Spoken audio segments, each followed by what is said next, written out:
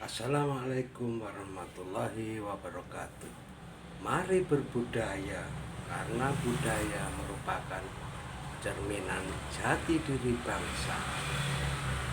Pada malam hari ini saya akan mencoba mereview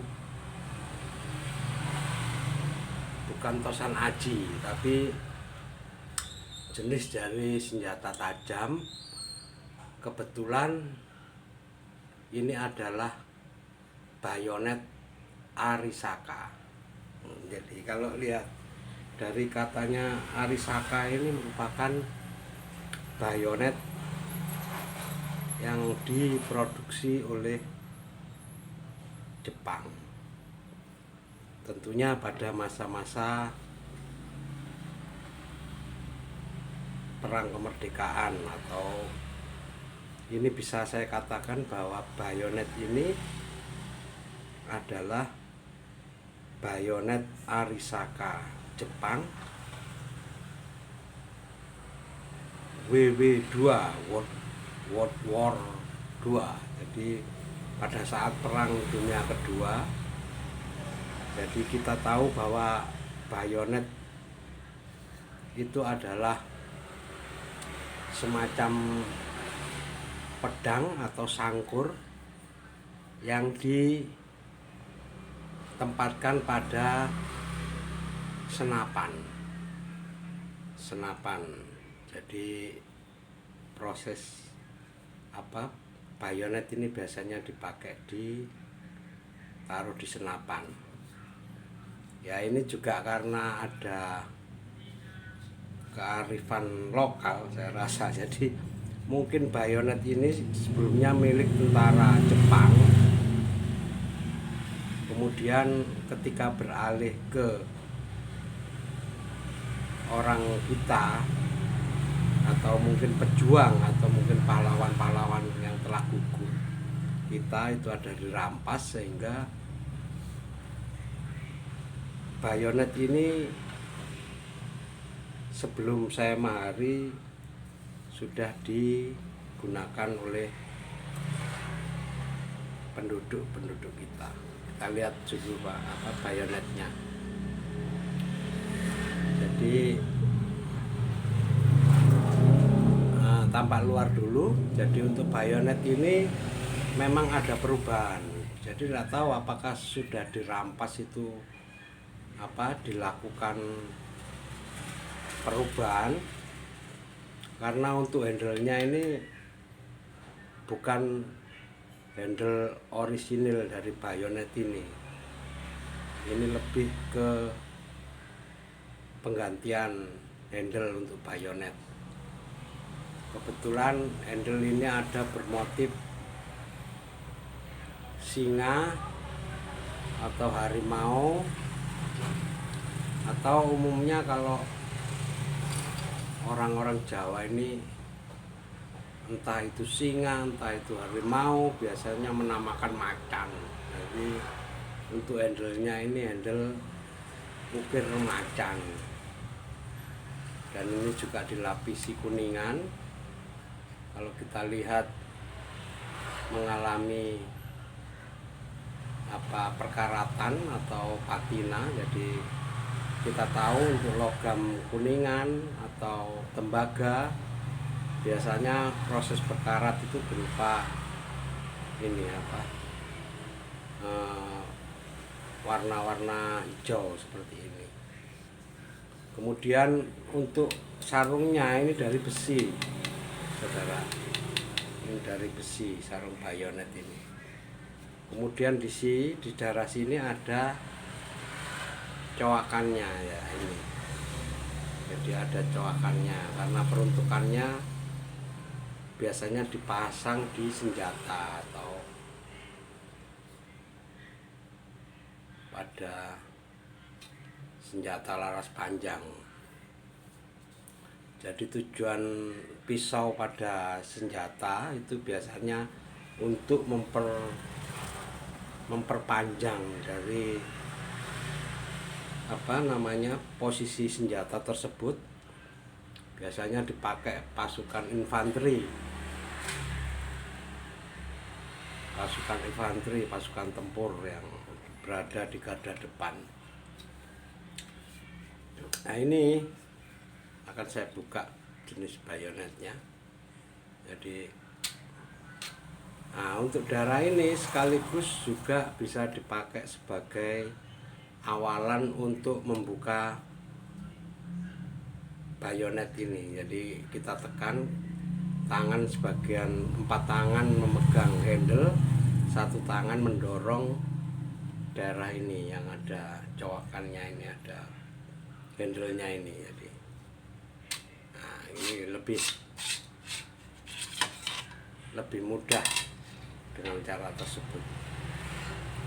Nah, ini kalau kita lihat bentuknya bayonetnya seperti ini.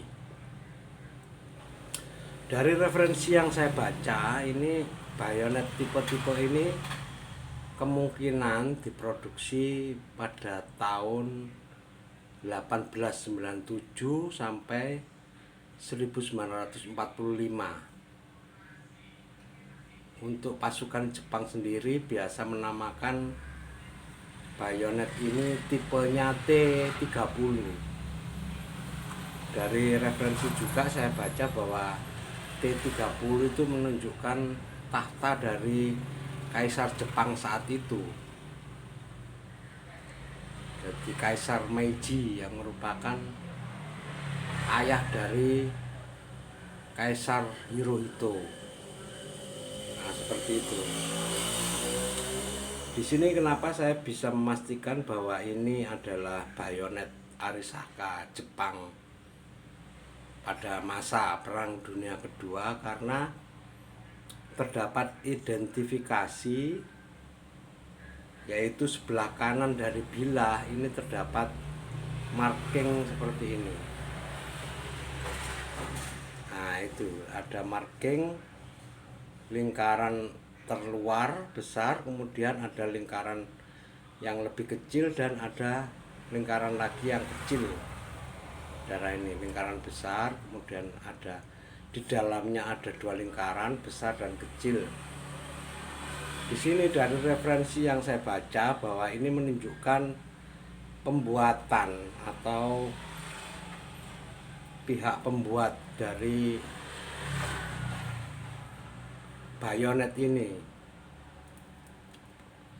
Kalau tidak salah tadi waktu saya lihat di Google itu di Jepang, daerah Nagoya. Jadi ini saya dari referensi Google ya. Seperti itu. Varian untuk T30 ini sebenarnya banyak. Jadi tapi secara umum itu dibagi menjadi 3 jenis bayonet di antara tahun 1897 sampai 1945. Dibuat banyak sekali bayonet seperti ini dengan identifikasi masing-masing. Seperti ini tuh pembuatan bayonetnya di daerah Nagoya, Jepang, seperti itu. Dengan ciri-ciri di daerah bilahnya terdapat kontur seperti ini. Nah, kontur sampai sini. Kemudian kalau dari referensi, sebenarnya untuk darah handle pegangan ini itu berupa sayap burung yang berkontur. Jadi berbentuk sayap burung yang berkontur, kemudian di sini ada ikatan berupa, maksud saya begini, ada gagangnya, kemudian dilapisi oleh kayu, dan kayu itu akhirnya diikat dengan gagang dari bayonet itu dengan baut, atau bisa jadi dengan paku keling seperti itu. Ini karena mungkin sudah rusak atau mungkin sudah hilang, jadi diganti dengan handle seperti ini.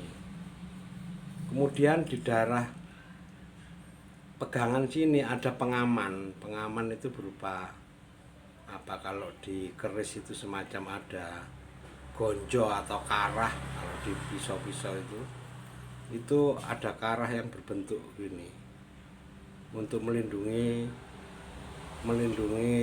apa jari-jari ketika dia dipakai sebagai senjata pedang atau pisau untuk bayonet ini.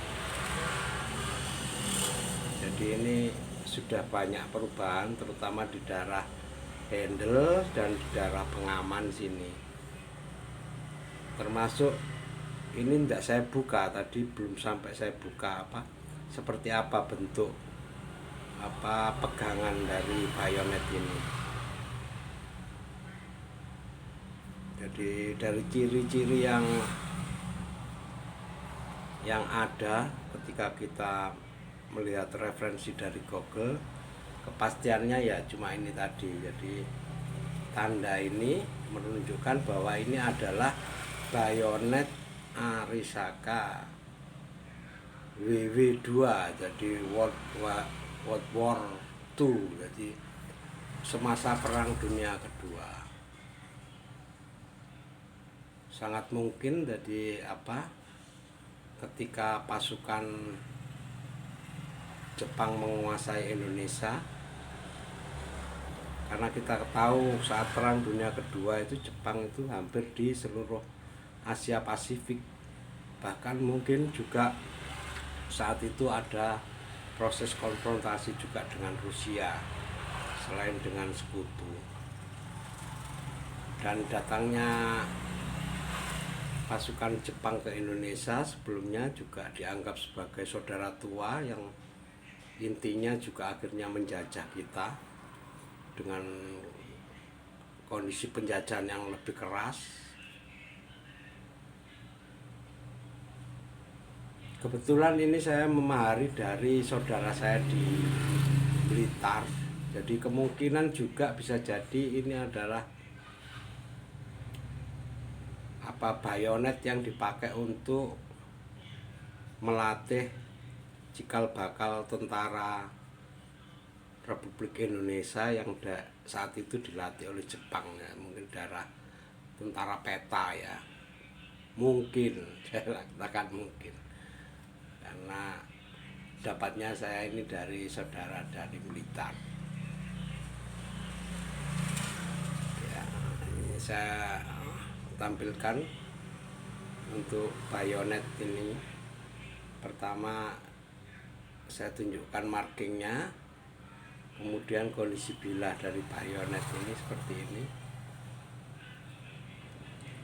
Untuk bayonet atau pedang ini terus terang saya kadang kalau untuk membersihkan atau memutihkan itu tidak saya buat maksimal, karena saya sendiri juga dengan senjata-senjata tajam macam pedang gini nih riskan ya, ketajamannya kalau dibuat tajam gitu riskan saya. Makanya saya bersihkan ala kadarnya, jadi minimal supaya karat-karat itu aja hilang.